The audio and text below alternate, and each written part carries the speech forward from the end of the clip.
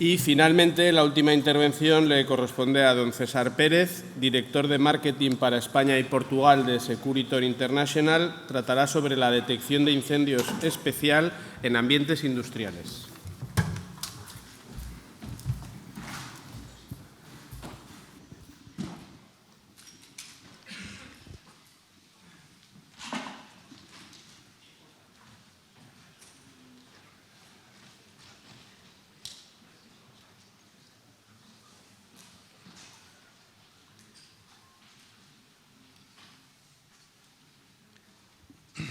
Bueno, pues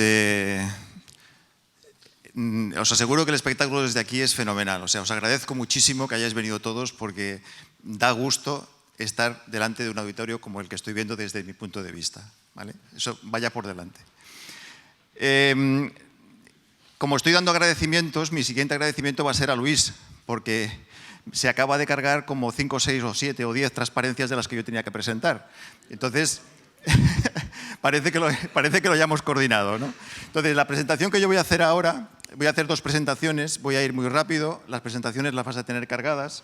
De hecho, también tenéis aquí un código QR con el cual podéis pillarlo con el teléfono y tendréis acceso ahí a toda la información de mi empresa. En mi empresa, Securiton, somos especialistas en detección especial, es decir, todo lo que no es adecuado protegerlo con detectores puntuales o con barreras tradicionales de detección de incendios, pues hay que hacerlo con detectores especiales. Y ahí es donde nosotros somos especialistas. Ahí tenéis toda la documentación, guías de diseño, etcétera, etcétera, ¿vale? Entonces, bueno, volviendo al tema de las baterías de litio, como he dicho antes, Luis me ha quitado un montón de transparencias. Esta, por ejemplo, ya no la tengo que explicar, ¿vale?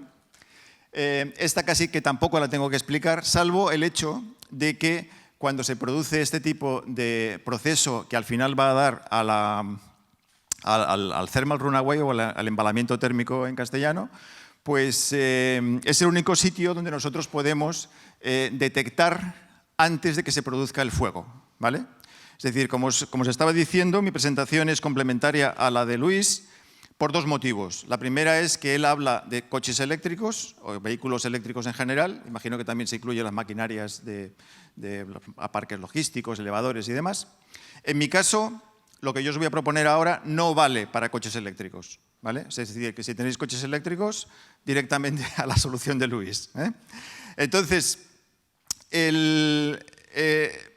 por un lado tenemos esa parte de complementaria y la segunda parte es que si conseguimos detectar a tiempo el fuego en el estadio en el que se produce el off-gas, el evento de expulsión de vapores de la batería, de la primera pilita que es capaz de producir esa vaporización que inicia el proceso que al final va a dar el incendio, va a producir el incendio, podemos dar instrucciones al sistema de control de las baterías. Si las baterías se estaban cargando, parar la carga. Si las baterías se estaban descargando, parar la descarga, ¿vale? Y con eso ya evitamos que el procedimiento, el proceso que llevará a esas baterías a arder, al embalamiento térmico que le sigue, pues podremos evitar que se produzca el incendio, ¿vale? Esos son los 2 temas complementarios en los que yo os estoy contando. En primer lugar, nuestro sistema no vale para coches eléctricos porque las baterías de los coches eléctricos están encapsuladas en un bloque metálico y ese bloque metálico no podemos detectar esos vapores dentro de ese bloque metálico. Y por otro lado, la otra parte del complemento de nuestro sistema con el de él es que si nosotros conseguimos detectar a tiempo ese evento off-gas, ya no hará falta hacer la extinción, ¿vale? No quiere decir que no dejéis de ponerlo. Siempre se tiene que prever que esa evolución, esa detección en ese momento y esa parada del proceso de fuego o de ese evento de fuego, pues se va a paralizar antes, ¿vale? Bueno, entonces me voy a ir directamente aquí, que es algo que también ha estado explicando Luis, que es que tú tienes una batería, esa batería entra en abuso. Cuando esa batería produce el evento off-gas es cuando lo podemos detectar. Normalmente se suele detectar como unos 5 minutos antes de que se produzca el embalamiento térmico, es decir, esos son los 5 minutos críticos en los que tenemos que ser capaces de dar la señal para intervenir en el proceso de carga o descarga de las baterías. Este embalamiento térmico que se produce justo donde está el reloj significa que el embalamiento térmico de la primera pila va a producir el abuso sobre el resto de las pilas que lo están rodeando.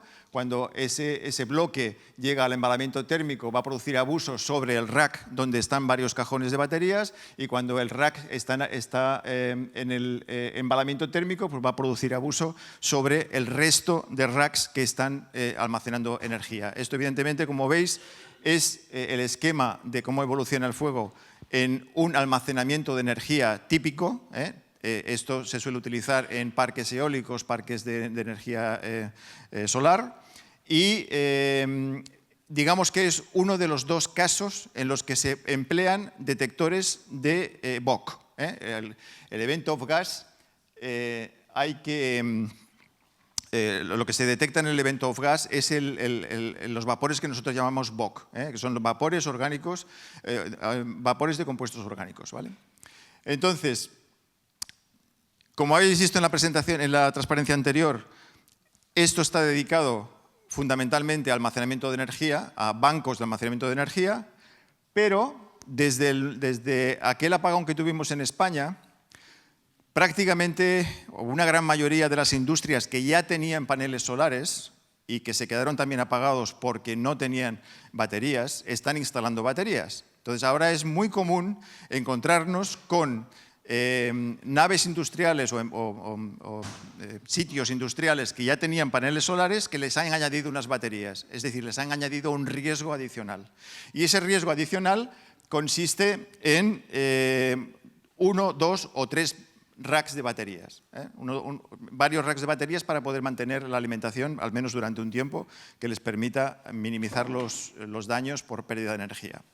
Entonces, esta lista, como veis, en el primer lugar tenemos las granjas fotovoltaicas o las granjas eólicas, que son donde más baterías de almacenamiento de energía va a haber, esto es evidente, pero inmediatamente después tenemos la industria, ¿vale? Es decir, que en vuestra lista de clientes, los que seáis instaladores o mantenedores, en el listado de vuestros clientes, probablemente, si trabajáis en el mundo industrial, el 80% de los que sean del mundo industrial van a tener, o ya las tienen o las van a implantar inmediatamente, bloques de baterías que constituyen un riesgo, ¿vale? Entonces, nuestra propuesta, voy a saltarme unas cuantas transparencias, nuestra propuesta es que tenéis que poner 2 detectores de gases BOC, de gases de vapores de compuestos orgánicos, por cada uno de los racks. De esta forma, tal y como lo veis aquí en el dibujito, estamos poniendo 2 detectores por rack. Eso es suficiente para poder detectar la vaporización de la primera celda. Y si conseguimos detectar la vaporización de la primera celda, también podremos impedir que se produzca el incendio, en teoría, claro. Nunca dejéis la extinción, por si acaso. Bueno, el resto de la presentación, la voy a dar por terminada, porque quiero contaros también algunas novedades en otro ambiente, en otro tipo de tecnologías que estamos usando. Y sí, voy a presentaros ahora, a continuación, nuestras barreras de infrarrojos de grado industrial, ¿vale? Estas barreras están pensadas, aquí tenéis todavía el código QR, por si alguno todavía no tuvo tiempo de pillarlo antes, puede pillarlo ahora. Las barreras de grado industrial son las adecuadas para ambientes que nosotros llamamos hostiles, ¿vale? Esa hostilidad puede ser debida al agua, puede ser debida al polvo que hay en suspensión, puede ser debida a la sociedad, puede ser debida a muchos factores. Entonces, nuestras barreras están pensadas fundamentalmente para este tipo de ambientes. En este tipo de ambientes tienes una serie de características que hacen que una barrera normal, de las que utilizamos en un centro comercial o en un hotel o en una estación de autobuses, por ejemplo, pues, o de trenes, pues esas barreras no serían adecuadas a estas aplicaciones, ¿vale?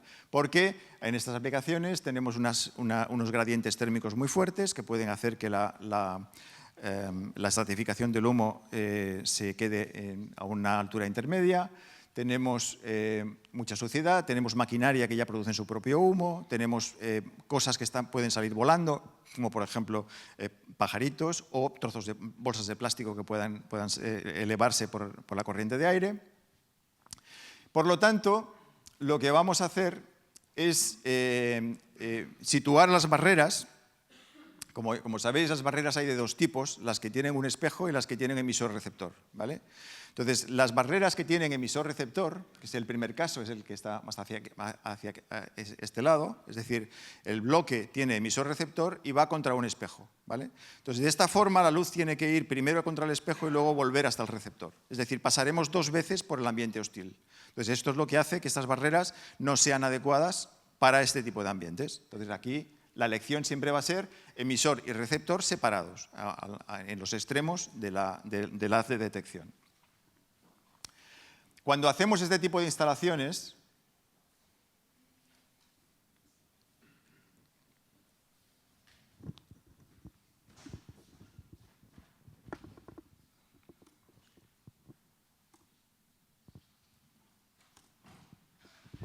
se ha quedado bloqueado. Bueno, cuando hacemos este tipo de instalaciones, emisor-receptor en una nave industrial, ya sabéis lo que pasa, tiene vigas. Entonces, el hecho de que tengamos vigas nos impida poner la barrera a la distancia que recomienda la normativa de la UNE 23007-14, significa que si tú tienes que poner la barrera como máximo a 60 centímetros del techo y la viga mide 1,5 metros, pues no la vas a poder poner donde tú quieres, donde tú necesitas ponerla, ¿vale? Entonces, en este caso, tienes 2 soluciones. O pones la barrera por encima de la viga, es decir, en el espacio entre correas, o pones la barrera por debajo de la viga, ¿vale? Pero hay un detalle que la normativa española no contempla, porque la normativa española se hizo para las barreras, pero las barreras que se aplicaban en ambientes, digamos, más o menos limpios, ¿vale? En ambientes más o menos limpios, es decir, ambientes en los que el techo de ese espacio está muy bien protegido térmicamente y no se producen gradientes térmicos fuertes. En cambio, en la industria, y eso es lo que no contempla la normativa española, en la industria el calor que va contra el tejado y el enfriamiento nocturno que se produce en la solera de hormigón produce que abajo haya mucho frío, arriba haya mucho calor y por lo tanto se hace un gradiente térmico muy fuerte y eso provoca que se estratifique el humo, ¿vale? Entonces, si yo consigo poner una barrera a 60 centímetros del techo en una nave que mide 12 metros de alto o más, probablemente el humo no vaya a llegar hasta el nivel de la barrera, ¿vale? Entonces, las soluciones son, voy a irme a esta transparencia que me parece más explicativa de lo que estoy diciendo, ¿vale? Entonces, si tenemos un ambiente muy alto en el que hay ya un colchón térmico importante por las circunstancias, la construcción de la propia nave os estaba diciendo, probablemente la estratificación del humo haga que no se corte el haz de infrarrojos de la barrera. En consecuencia, no va a detectar. Entonces, otras normativas europeas, como son la normativa alemana VDS o la normativa italiana, recomiendan, no permiten, recomiendan que la barrera se ponga más baja. Se ponga entre un 13 y un 25% de la altura total del local, ¿vale? Además, nosotros recomendamos que se haga de una forma inclinada, porque si tú pones una barrera inclinada, tienes muchas más posibilidades de detectar un humo estratificado, aunque el humo se estratifique a diferentes alturas, porque eso tú no lo vas a poder controlar nunca, porque dependerá del calor que genera el fuego, dependerá del gradiente térmico y dependerá de la temperatura general de toda la nave, ¿vale? Entonces, si tú lo pones inclinado, tienes más posibilidades de poder detectar la estratificación de humo. Entonces, para poder documentar esto, dado que es una situación que la normativa española no contempla, porque te obliga siempre, de cajón te dice, usted lo tiene que poner a 60 centímetros del techo, ¿vale?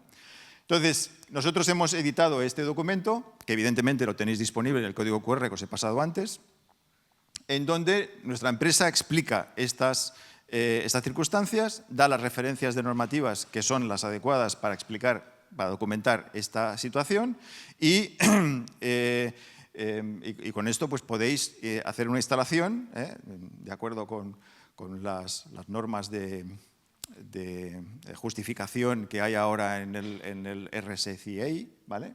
Pues podéis justificar la instalación por debajo de las vigas.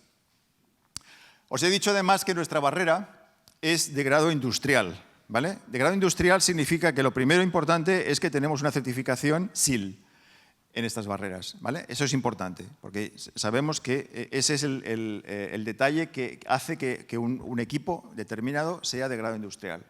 Aparte de eso, son IP65, la pantalla, el emisor y el receptor están protegidos por un cristal, no por un plástico, ¿vale? Y ese cristal está multicoatado, es decir, repele el polvo y hace que las gotas de agua se junten, se hagan más gordas y caigan en el caso de que se mojen, ¿vale? Además tienen un doble haz, con lo cual es mucho más difícil de que se desalineen, y además el doble haz hace que se pueda detectar dos factores distintos a la vez en la misma barrera, ¿vale? Por un lado detectamos el humo, como cualquier otra barrera, ahí no hemos inventado nada, pero en la parte de abajo lo que estamos viendo es que cuando se produce un incendio, ese incendio produce un penacho de aire caliente, ese penacho de aire caliente produce unas turbulencias en el aire y esas turbulencias en el aire son medidas también por la barrera. Es decir, no estamos detectando la temperatura, pero indirectamente estamos detectando el fuego, ¿vale? Entonces, esos dos canales son dos canales separados con los cuales yo puedo programar la barrera para diferentes aplicaciones. Es decir, si yo tengo un sitio, una industria que tiene mucho calor, pues voy a poner el umbral del disparo por calor muy alto para que la turbulencia de ese aire caliente no me la dispare, pero en cambio voy a poner la detección de humos más baja, ¿vale? En el caso de que tengamos el caso opuesto, es decir, que tengamos mucha suciedad en el aire, mucha contaminación, pero que realmente no haya una temperatura importante, pues lo haremos al revés, es decir, pondremos el umbral de humo muy alto, como veis aquí tenemos un rango de ajuste de la barrera extraordinariamente grande, y por lo tanto lo que podemos hacer es descartar todo lo que sea humo y quedarnos solo con la detección de temperatura, ¿vale? Esto lo veis aquí en las diferentes situaciones en las que podemos realizar la programación de la barrera. Luego tenemos las barreras, se instalan en bucles de 8 barreras, es decir, 16 elementos porque tienen emisor y receptor, y hasta 8 barreras, y esas 8 barreras tenemos dos tipos de terminales para diferentes aplicaciones. A mí el que más me gusta es el grande, es más caro, claro, también me gusta por eso. Y es capaz de recoger la información y volcarla a un ordenador para cuando tengamos que hacer ajustes más precisos o justificar al cliente que la barrera se ha disparado, ¿no? Eso es muy, muy importante. Estas barreras disponen de un iris. Antes os he dicho que las barreras se podrían instalar por debajo de las cerchas de hormigón, por el motivo que os he contado antes del gradiente térmico, pero también os he mencionado, bueno, también se pueden poner por encima, ¿vale? Entonces, encima de las barreras, encima de las vigas, lo que tenemos son correas, y esas correas normalmente suelen ser de unos 30 centímetros, para entendernos, ¿vale? 20, 30, 40 centímetros, incluso de medio metro también las hay. Entonces, esos huecos entre correas se pueden poner barreras ahí siempre y cuando se puedan ajustar, ¿vale? Entonces, lo que nosotros hacemos con este iris es determinar un espacio vertical mínimo en el cual podemos meter la barrera para poder detectar por encima de la viga, ¿vale? Tenemos también sistemas para detección en ambientes ATEX y esto es un resumen. Así que muchas gracias por vuestra atención y nos vemos luego fuera cuando queráis. Gracias.